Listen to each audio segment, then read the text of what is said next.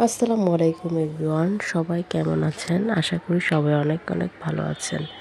যে যেখান থেকেই বসে আমার ব্লগটি দেখছেন সবাইকে জানাই অনেক অনেক শুভেচ্ছা ও ভালোবাসা। তো আজকে আমি তেমন বড় কোনো ব্লগ করতে পারিনি। আজকের ব্লগটি খুবই ছোট। আর আজকের ব্লগটি ছোট হওয়ার জন্য আমি আন্তরিকভাবে অনেক অনেক দুঃখিত। তো যাই হোক, সকাল সকাল ঘুম থেকে উঠে তো অনেক কাজই করেছি। জানি না আজকে কেন বেশি ঘুম পাচ্ছিল। সকালে ঘুম থেকে উঠে একটু ঘুমিয়েছিলাম। তারপর সব কাজ এলোমেলো হয়ে গিয়েছে, তাড়াহুড়ার মধ্যে ছিলাম। কিভাবে কি করেছি নিজেও জানি না। তো জাস্ট আজকে রান্নাটা তোমাদের সাথে শেয়ার করছি। আজকে আমার ইচ্ছে ছিল এটা শুটকি দিয়ে রান্না করার, বাট ভাবলাম যে না, ডাল দিয়ে রান্না করি। কিন্তু ডাল দিয়ে রান্না করার পর খাবারটা কিন্তু অনেক ভালোই হয়। যাই হোক, আমার কাছে তো অনেক ভালোই লেগেছে।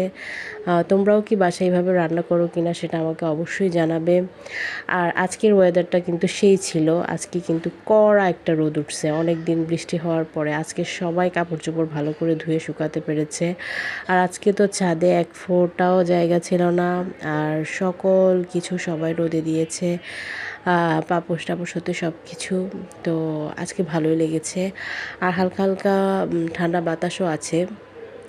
তো যাই হোক, কালকে ভিডিওতে অনেক কথা বলেছি, নিশ্চয়ই তোমরা দেখেছো।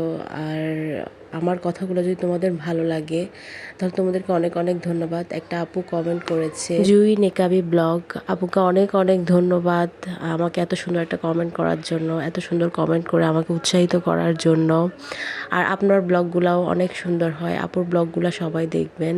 আপুর ব্লগগুলো অনেক অনেক সুন্দর হয়। ঘর অনেক সুন্দর করে সাজিয়েছে। আমারও ইচ্ছা হয় ঘরটাকে অনেক সুন্দর করে সাজাই, বাট হয় না, সব কিছু মিলে পারি না। তবে ইনশাল্লাহ একদিন হবে। যেহেতু আমরা এখন ভাড়া বাসায় থাকি, অনেক কিছু চাইলেও সম্ভব হয় না। তো তবুও চেষ্টা করব যতটুকু সম্ভব সাজিয়ে রাখার।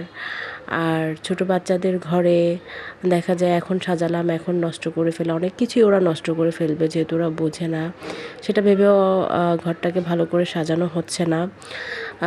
তবুও আমার সাধ্যের মধ্যে যতটুকু পারি আমি চেষ্টা করব আপুর মতন করে সব কিছু সাজাতে।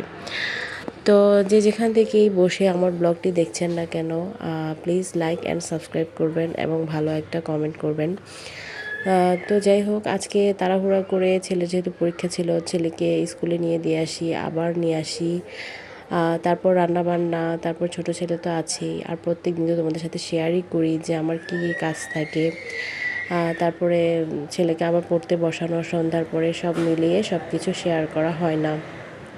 তবুও দেখা যায় যে ছেলের পড়াশোনার চাপে অনেক কিছুই কাজ মিস হয়ে যায়। আবার কাজের চাপেও অনেক সময় ছেলের পড়াশোনায় অনেক কিছু মিসিং হয়ে যায়। তো যাই হোক, ব্যাপার না, সব কিছু আস্তে আস্তে ঠিক হয়ে যাবে। তো যাই হোক, যে যেখান থেকে বসে দেখছেন সবাই ভালো থাকবেন, সুস্থ থাকবেন। আজকের এই ছোট্ট ব্লগে দেখার জন্য আপনাদেরকে অনেক অনেক ধন্যবাদ। সবাই ভালো থাকবেন, সুস্থ থাকবেন। আল্লাহ হাফেজ।